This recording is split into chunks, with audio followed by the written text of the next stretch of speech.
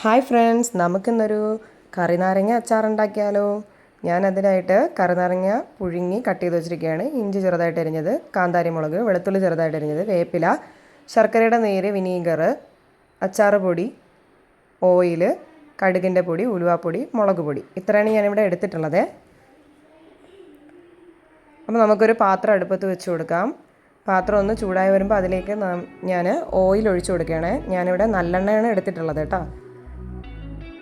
നല്ലെണ്ണ ഒഴിച്ചു കൊടുക്കാം. നല്ലെണ്ണ തന്നെയാണ് അച്ചാറിന് എടുക്കുന്നത്, അപ്പോൾ അച്ചാർ ചീത്താവില്ല, കേടാവില്ല കേട്ടോ. ഇനി അതിലേക്ക് ഞാൻ കടുക് ഇട്ട് കൊടുത്തിട്ടുണ്ട്. കടുകൊന്ന് പൊട്ടി വരട്ടെ. കടുക് പൊട്ടി വരുമ്പോൾ നമുക്ക് ഇതിലേക്ക് വേപ്പില ചേർത്ത് കൊടുക്കാവേ. വേപ്പില ചേർത്ത് കൊടുത്തു. ഇനി ഞാനിതിലേക്ക് ഇഞ്ചി ചെറുതായിട്ട് ചോപ്പ് ചെയ്ത് വെച്ചിരിക്കുന്നത് ചേർത്ത് കൊടുക്കുകയാണ്. ഒരു ലൈറ്റ് ഗോൾഡൻ നിറം ആകുന്നതിനും വരെ നമുക്കൊന്നത് വഴറ്റിയെടുക്കാം. ഇഞ്ചിയും വെളുത്തുള്ളിയും അങ്ങനെ ആവണം.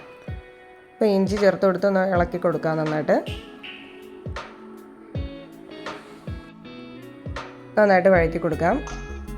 ഇനി ഞാനിതിലേക്ക് വെളുത്തുള്ളി ചെറുതായിട്ട് ചോപ്പ് ചെയ്ത് വെച്ചിരിക്കുന്നത് ചേർത്ത് കൊടുക്കുകയാണ്. ഇപ്പോൾ വെളുത്തുള്ളി നിങ്ങൾക്ക് മുഴുവനായിട്ട് ഇടണമെങ്കിൽ അങ്ങനെ ഇടാം.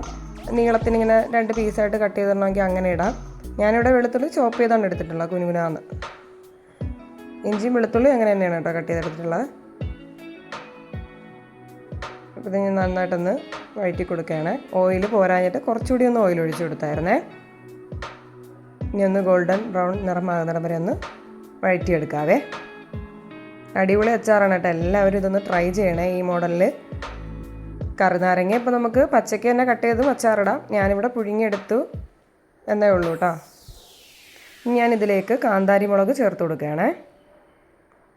കാന്താരി മുളക് ഞാൻ മുഴുവനോടെ ഇട്ട് കൊടുക്കുകയാണ്. ഒന്ന് തല്ലയോ കട്ടയോ ഒന്നും ചെയ്തിട്ടില്ല കേട്ടോ. ഇതിന് പകരം നിങ്ങൾക്ക് പച്ചമുളകോ ഉണ്ടമുളകോ എന്ത് വേണമെങ്കിലും ചേർക്കാവേ. ഇനി മുളകില്ലെങ്കിലും കുഴപ്പമൊന്നുമില്ല. ഞാനിപ്പോൾ ഇവിടെ കാന്താരി മുളക് എൻ്റെ കയ്യിലുള്ളത് കാരണം അത് ചേർത്ത് കൊടുക്കുകയാണ്. ഇനി നന്നായിട്ട് ഇളക്കി കൊടുക്കാം. ഇനി ഇതിലേക്ക് ഞാൻ പൊടികളായ മുളക് പൊടി ചേർത്ത് കൊടുക്കുകയാണ്. കൂടെ തന്നെ അച്ചാർ പൊടിയും ചേർത്ത് കൊടുക്കുകയാണ്. നമുക്കിത് നന്നായിട്ട് ഇളക്കി മിക്സ് ചെയ്തെടുക്കാം. ഈ സമയം ലോ ഫ്ലെയിമിൽ വെക്കണം കേട്ടോ. ഇളക്കി മിക്സ് ചെയ്തെടുക്കാം. ഇനി ഇതിലേക്ക് ഞാൻ ഉലുവാപ്പൊടി ചേർത്ത് കൊടുക്കുകയാണ്. അതോടൊപ്പം തന്നെ കടുക് ഒന്ന് ചതച്ചത് ചേർത്ത് കൊടുക്കുകയാണ്. കടുക് ജസ്റ്റ് ക്രഷ് ചെയ്താണ് എടുത്തിട്ടുള്ളത്, അത് ചേർത്ത് കൊടുക്കാം. നന്നായിട്ടൊന്ന് ഇളക്കി മിക്സ് ചെയ്തെടുക്കാവേ. ഇനി ഇതിലേക്ക് പുഴുങ്ങി കട്ട് ചെയ്ത് വെച്ചിരിക്കുന്ന കറിനാരങ്ങ കഷ്ണങ്ങൾ നമുക്കിതിലേക്ക് ചേർത്ത് കൊടുക്കാം. ഞാനിതിലേക്ക് ഉപ്പിട്ട് വെച്ചിട്ടുണ്ടായിരുന്നില്ല കേട്ടോ. പുഴുങ്ങി കട്ട് ചെയ്ത് അതേപടി അച്ചാറങ്ങ ഇടുകയാണ്. നന്നായിട്ടൊന്ന് ഇളക്കി മിക്സ് ചെയ്തെടുക്കാം. ഇനി ഇതിലേക്ക് ഞാൻ വിനീഗർ ചേർത്ത് കൊടുത്തു. പാകത്തിനുള്ള ഉപ്പും ചേർത്ത് നന്നായിട്ടൊന്ന് ഇളക്കി മിക്സ് ചെയ്തെടുക്കാം കേട്ടോ. ഇപ്പോൾ കറിനാരങ്ങ ഇതിപ്പോൾ പുഴുങ്ങി അച്ചാർ കഷ്ണം പുഴുങ്ങിയ ഉടനെ തന്നെ ഉപ്പ് വറുത്ത് ഒരു ദിവസം മുഴുവനും വെച്ചിരുന്നാൽ നന്നായിട്ട് ഉപ്പ് അതിൽ പിടിക്കും കേട്ടോ. ഞാനിപ്പോൾ അങ്ങനെയൊന്നും ചെയ്തിട്ടില്ല, ഡയറക്റ്റായിട്ട് തന്നെ അങ്ങ് അച്ചാർ ഉണ്ടാക്കുകയാണ്. നന്നായിട്ടൊന്ന് ഇളക്കി മിക്സ് ചെയ്തെടുക്കാം. ഇതോടൊപ്പം തന്നെ ഞാൻ ഇതിലേക്ക് നമ്മുടെ ശർക്കര നീര് എടുത്ത് വെച്ചിട്ടുണ്ടായിരുന്നു പറഞ്ഞില്ലേ, അത് ചേർത്ത് കൊടുക്കുകയാണേ.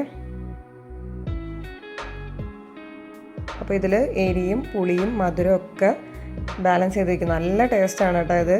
ഇതൊരു കൂട്ടം മതി ചോറിൻ്റെ കൂടെ വെറുതെ കഴിക്കാനായിട്ട്. അപ്പം അടിപൊളിയാണ്. എല്ലാവരും ഇത് ട്രൈ ചെയ്യണം കേട്ടോ. സൂപ്പർ അച്ചാറാണ്. അപ്പം നമുക്ക് ഇനിയും വേറെ ഡിഷസായിട്ട് വീണ്ടും കാണാം കേട്ടോ. എല്ലാവരും ഇത് ട്രൈ ചെയ്തിട്ട് എനിക്ക് കമൻറ്റ് ചെയ്യണം കേട്ടോ എങ്ങനെയുണ്ടെന്നുള്ളത്. അപ്പം എല്ലാവർക്കും ബായ്.